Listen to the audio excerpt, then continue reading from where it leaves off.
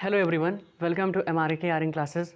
सो dear students, आज की हम इस वीडियो में क्लास 7 का जो चैप्टर है NCERT चैप्टर है, चैप्टर 13 है, उसमें चैप्टर है एक्सपोनेंट्स एंड पावर्स, उसके बारे में हम लोग पढ़ने चल रहे हैं। ये जो है ये क्लास 7 का है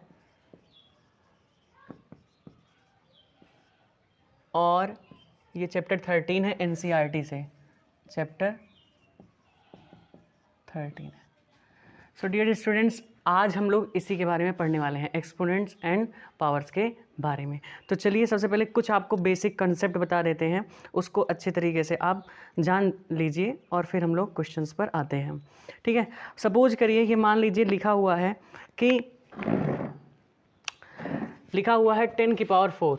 जैसे अगर मान लीजिए लिखा है 10 की पावर 4 और आपको इसको रीड करना है, तो आप इसको कैसे रीड करोगे? ठीक है, तो आप इसको रीड करोगे कि 10 raise to the power of 4। इसको आप रीड करोगे 10 raise to the power of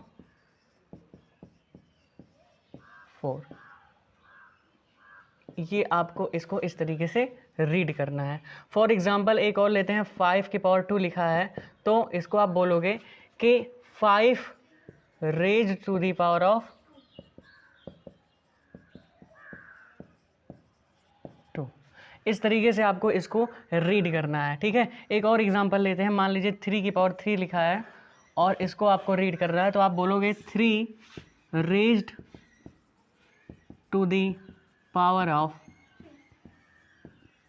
3।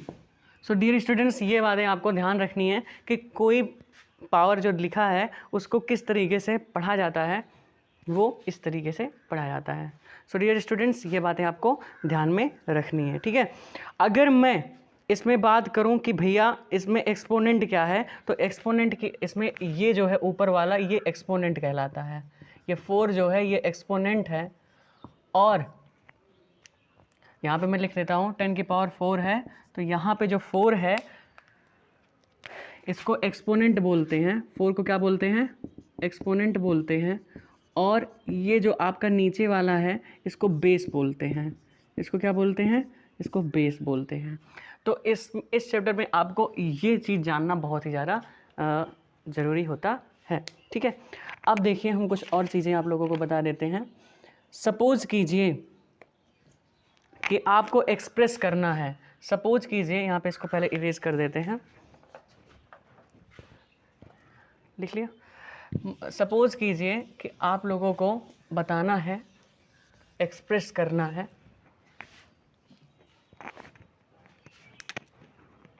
Express 729 as a power of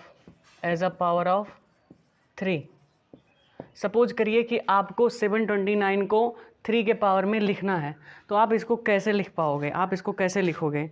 ठीक है, तो आप एक काम करिए कि सबसे पहले इसको 3 से डिवाइड करते हुए चले जाइए और फिर इसको 3 इंटू में प्रोडक्ट में आप इसको लिख दीजिए। सपोज कीजिए कि आपका ये 729 है, आप इसका फैक्टराइजेशन कर दीजिए। ठीक है, आप इसके फैक्टर्स को 3 2 जा 6 और 3 4 जा 12 और यहाँ पे कितना हो जाएगा ये, और 3 3 जा 9, फिर 3 से ले जाएंगे, 3 8 जा 24 और 3 1 जा 3, फिर 3 से ले जाएंगे तो यहाँ 27 हो जाएगा और फिर 3 से ले जाएंगे तो यहाँ पे 9 हो जाएगा और फिर 3 से ले जाएंगे तो यहाँ पे 3 और लास्ट 1 3 ही आ जाएगा और यहाँ पे 1 आ जाएगा। अगर आपको मैं पूछूं कि 729 को कैसे पावर में लिखोगे, तो 729 को आप लिखोगे 3 into 3 into 3 into 3 into 3 into 3, इस तरीके से आपको लिखना है। अब अगर आप देखो तो यहाँ पे पावर 1 है, यहाँ पावर 1 है, यहाँ पे पावर 1 है, यहाँ पे पावर 1 है और यहाँ पे पावर सब पे 1 है। तो अगर पावर 1 हो गया तो यानी कि आपको पता है कि मल्टीप्लाई में पावर जो होते हैं वो ऐड हो जाते हैं। ठीक है, तो यानी कि 1 2 3 4 5 6 कुल मिलाकर के 3 की पावर कितनी आ जाएगी? 6। तो इस तरीके से इसको रिप्रेजेंट किया जाता है। ठीक है, अगर ऐसे आ गया express 729 as a power of 3, तो आपको कैसे करना है वो चीज़ें आप लोगों को क्लियर हो गई होंगी। ठीक, सपोज कीजिए कि आपको क्वेश्चन दे दिया गया 128 को करना है एज अ पावर ऑफ 2, तो आप इसको कैसे करोगे? अब आप इसको पहले करिए वीडियो को पॉज करके और फिर हम आपको इसको बताते हैं। सो डियर स्टूडेंट्स, शायद आप लोगों ने जो है कर लिया होगा। चलिए अब मैं इसको आप लोगों को बताता हूँ कि किस तरीके से करना है। 128 को सबसे पहले आप इसका फैक्टराइजेशन निकाल लोगे तो 2 6 जा 12 और ये हो जाएगा 64 और फिर यहाँ पे 32 हो जाएगा, यहाँ पे 16 हो जाएगा और यहाँ पे 8 हो जाएगा और फिर 4 हो जाएगा और फिर 2 हो जाएगा और लास्ट में क्या आ जाएगा 2।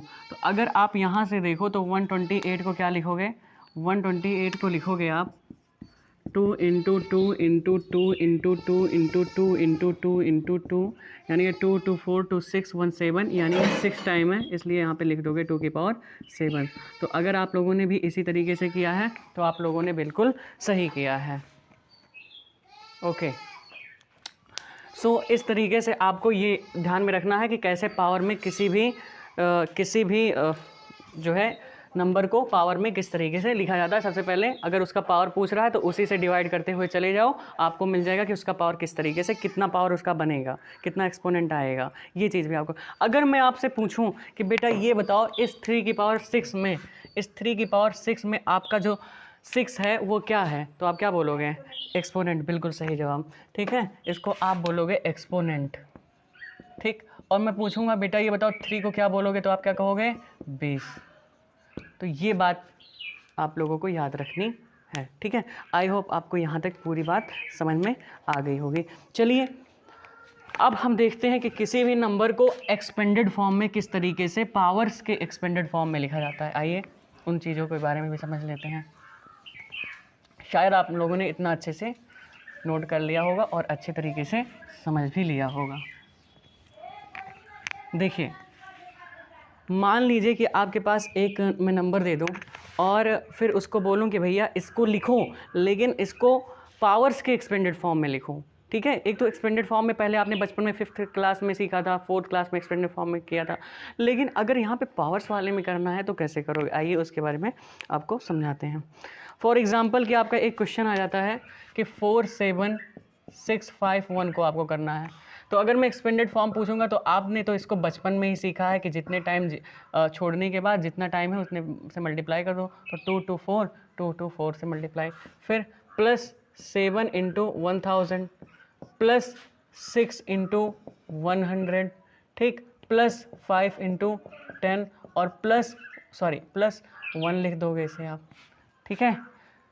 तो इतना लिखने के बाद आपको क्या करना है, अब इसको आपको पावर्स में लिखना है। कैसे पावर्स में लिखोगे, इसको लिखोगे 4 इंटू 10 की पावर 4 प्लस 7 इंटू 10 की पावर 3 और प्लस 6 इंटू 10 की पावर 2 और प्लस 5 इंटू 10 की पावर 1 है ये, और प्लस 1 इंटू 10 की पावर 0 लिखा नहीं जाता है, लेकिन एक समझाने के लिए समझा दें, मतलब समझाने के लिए एक बात बता दें आपको कि 4 आया, फिर 3 आया, फिर 2 आया, फिर यहाँ क्या आया 1 और लास्ट में क्या आ जाएगा 10 की पावर 0, और किसी की पावर 0 होती है तो उसकी वैल्यू 1 होती है।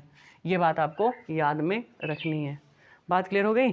तो आप इसको नहीं लिखोगे, पर इसको 10 की पावर 0 नहीं लिखा जाता है, और इस तरीके से आपका एक्सपेंडेड फॉर्म हो गया। अब मैं आपको एक क्वेश्चन इस पर देता हूँ और आप मुझे लगा कर बताइए कि इसका कितना आएगा। चलिए इसका लगा करके आप बताइएगा। सो डियर स्टूडेंट्स, शायद आप लोगों ने इसको भी कर लिया होगा। आइए हम जो है अब आप चेक करिए कि आपने सही किया है या फिर गलत किया है। तो इसको आप लिखोगे 5 इंटू 1 और उसके बाद 5 0 लगा दो, फिर इसको लिखोगे 6 इंटू 1 4 0 लगा दो, फिर इसको लिखोगे 3 इंटू 1 उसके बाद 3 0 लगा दो, फिर इसको लिखोगे 2 इंटू 00 लगा दो, फिर क्या लिखोगे 1 इंटू 10 और फिर उसके बाद क्या लिख दोगे 8, और इस तरीके से फिर आगे लिख दोगे 5 इंटू 10 की पावर 5 और प्लस 6 इंटू 10 की पावर 4 और प्लस 3 इंटू 10 की पावर 3 और प्लस 2 इंटू 10 की पावर 2 और फिर प्लस 1 इंटू 10 और प्लस 8। तो अगर आप लोगों का भी आंसर यही आ रहा है तो आप लोगों ने बिल्कुल सही किया है, ठीक है। आइए अब जो है हम लोग आगे के क्वेश्चंस पर बढ़ते हैं और अगले टाइप को समझते हैं। उससे पहले कुछ चीज़ें और आपको हम बता दे रहे हैं कि कैसे पढ़ा जाता है। पढ़ने के बारे में, एक्सपोनेंट्स को पढ़ने के बारे में कुछ चीज़ें आपको बता देते हैं। उन चीज़ों को अच्छे से आप लिख लीजिए और याद मतलब समझ भी लीजिएगा और याद भी कर लीजिएगा। देखिए, मान लीजिए कि अगर a इंटू ए लिखा है तो इसका तो आपका ए स्क्वायर लिखा हुआ है, ठीक है।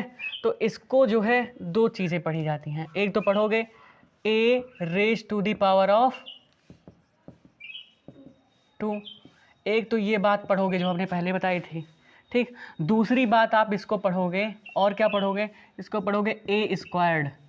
क्या पढ़ोगे बच्चों, ए स्क्वायर्ड। ये बात आपको याद रखनी है, ठीक है, कि पहला तो पढ़ोगे a raise to the power of 2, दूसरा क्या पढ़ोगे ए स्क्वायर्ड, ठीक है, क्योंकि स्क्वायर हुआ है ना, इसका स्क्वायर हुआ है तो ए स्क्वायर्ड, ए का स्क्वायर हुआ है, ठीक।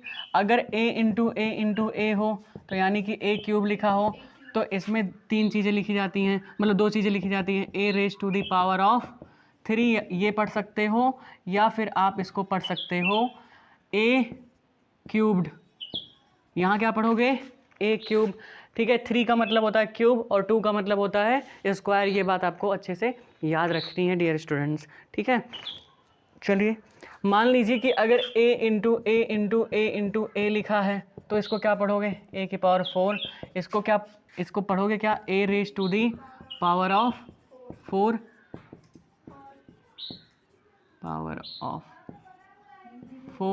ठीक है। यानी और क्या पढ़ सकते हो इसको, और पढ़ सकते हो 4th power of a, 4th power of a, ये भी पढ़ सकते हो, ठीक है। एक तो ये पढ़ोगे और दूसरा क्या पढ़ोगे, 4th पावर ऑफ a, ये भी पढ़ सकते हो। मान लीजिए कि a की पावर 7 लिखा है तो इसको क्या पढ़ोगे, पहली बात पढ़ोगे कि a raise to the power of 7, एक तो ये बात पढ़ोगे और दूसरी बात क्या पढ़ोगे, 7th power of a। So dear student, आपको पढ़ने का हम तरीका बता रहे हैं किस तरीके से दो चीज़ें पढ़ी जा सकती हैं कि एक चीज़ को, ठीक है। उसके बाद मान लीजिए अगर आपका लिखा हुआ है कि ए स्क्वायर बी 4, ऐसे लिखा है ए स्क्वायर इंटू बी की पावर 4, तो इसको क्या पढ़ोगे, इसको पढ़ोगे a squared into b raise to the power of 4, ये पढ़ोगे आप, ठीक है। तो आपका ये हमने बता दिया कि आपको कैसे रीड करना है, ठीक है, एक्सपोनेंट्स को किस तरीके से रीड करना है, वो सारी चीज़ें हम आपको यहाँ पर बता दी हैं। क्या आप लोगों ने इसको लिख लिया,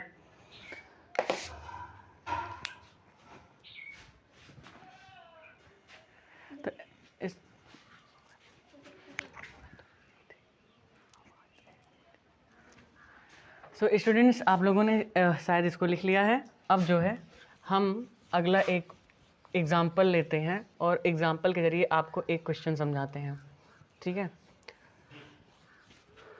सबसे पहले एक कंसेप्ट बता दे रहे हैं, उसको याद रखिएगा कि अगर -1 का जो एक्सपोनेंट हो, किसका, -1 का अगर एक्सपोनेंट एक ऑड नंबर हो तो उसकी जो वैल्यू आती है वो -1 आती है डियर स्टूडेंट्स। फॉर एग्ज़ाम्पल अगर हम बात करते हैं तो मान लीजिए कि अगर -1 की पावर में 3 लिखता हूँ तो इसकी जो वैल्यू आएगी वो कितनी आएगी, -1 आएगी।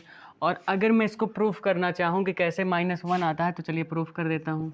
इसको आप लिखोगे -1 इंटू -1 इंटू -1 और माइनस माइनस प्लस और प्लस माइनस माइनस, देन आपका कितना आ गया, -1 ही तो आया। तो यानी कि अगर -1 के ऊपर ऑड नंबर होता है तो उसकी वैल्यू क्या आती है, -1। अब ऑड नंबर तो आपको पता है जो नंबर 2 से डिविजिबल ना हो, ठीक है, वो सारे ऑड नंबर हैं आपके, ठीक। आ जाइए, अगर मान लीजिए कि अब एक कॉन्सेप्ट और जान लीजिए कि अगर -1 के ऊपर कोई इवन नंबर हो, अगर इसके ऊपर कोई इवन नंबर हो तो इसकी जो वैल्यू आती है वो +1 आती है, ठीक है। जैसे -1 की पावर 2 है तो इसका जो है जो वैल्यू आएगा वो 1 आएगा। -1 को -1 के साथ मल्टीप्लाई करोगे तो कितना हो जाएगा, 1 हो जाएगा। तो इस तरीके से आपका -1 के ऊपर जब कभी इवन नंबर होता है तो वैल्यू जो है पॉजिटिव आती है 1 की, और जब -1 के ऊपर ऑड नंबर होता है तो उसकी वैल्यू क्या आती है, निगेटिव आती है। तो ये बात आपको अच्छे से याद रखनी होगी। अगर मैं यहीं पर एक क्वेश्चन दे दूँ तो आप अब हमें बताइएगा, एक क्वेश्चन देते हैं कि -1 के ऊपर 237 है तो इसकी वैल्यू क्या होगी, और दूसरा क्वेश्चन कि -1 के ऊपर 136 है तो इसकी वैल्यू क्या होगी, 1036। ठीक है, अब इसको बताइए आप क्या होगा। अगर मैं दे दूं तो अगर -1 के ऊपर 237 का निकालोगे आप तो देखोगे कि ये आपका ऑड नंबर है, और भैया अगर ऑड नंबर आ गया तो इसकी वैल्यू क्या आएगी, -1। और यहाँ पे देखो तो यहाँ पे आपका 1036 जो कि इवन नंबर है, ये क्या है भैया, इवन नंबर है, तो इसकी वैल्यू +1 आ जाएगी। और इस तरीके से आपका ईजिली हो गया। ठीक है, तो ऐसे क्वेश्चंस आपके आएंगे और आपको करना रहेगा, तो डियर स्टूडेंट्स आप लोग कर ले जाओगे। ठीक है, अब जो है 6 कंसेप्ट और आपको बता दे रहे हैं, उसको भी आप लोग याद रखिएगा। इसको शायद आप लोगों ने लिख लिया होगा, लिख लिया है, ठीक है। तो अभी कुछ बातें और हैं, अच्छी अच्छी बातें। और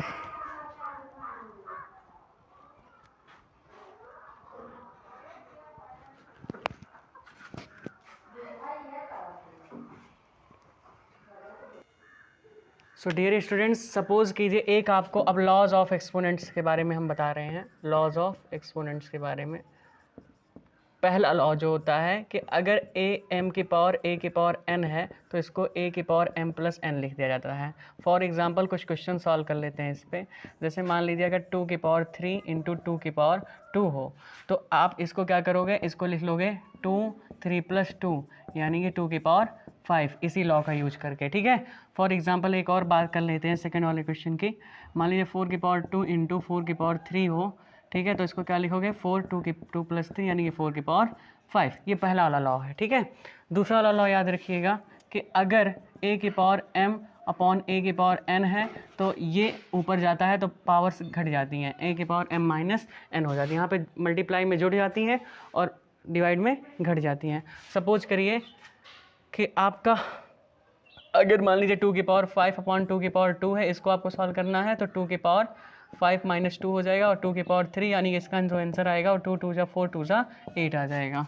तो इस तरीके से आपको इस लॉ का यूज करना है, ऐसे आपको क्वेश्चंस मिलेंगे और उस क्वेश्चन में इनका यूज करना है। ठीक है, सेकेंड लॉ हो गया। थर्ड लॉ आपको बता दे रहे हैं, इधर थर्ड लॉ देख लीजिए कि अगर मान लीजिए a की पावर m की पावर n हो, ठीक है, तो इसको लिखा जाता है a की power m into n। Suppose करिए आपका क्वेश्चन आ गया 2 की पावर 4 और पूरी की पावर 3, तो इसका जो आपका आंसर होगा तो 2 की पावर 4 इंटू 3 हो जाएगा और यहाँ से 2 की पावर 12 हो जाएगा इसका आंसर। ठीक है, सपोज ये जो है आपको अच्छे से आ गया होगा, I hope.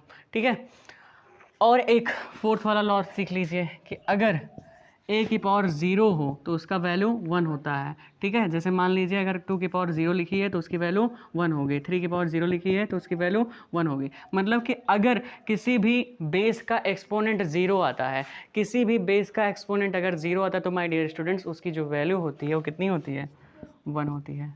So I hope my dear students कि आपको ये लॉज जितने मैंने बताए वो सारी क्लियर हो गई हैं, और इन्हीं लॉज पर आपके एक्सरसाइज में क्वेश्चन दिए गए हैं। कल से हम लोग एक्सरसाइज को शुरू करेंगे। तो अगर आप लोग को वीडियो अच्छी लगी हो तो वीडियो को लाइक कर दें और चैनल को सब्सक्राइब कर दें। Thank you for watching this video. जय हिंद, जय भारत।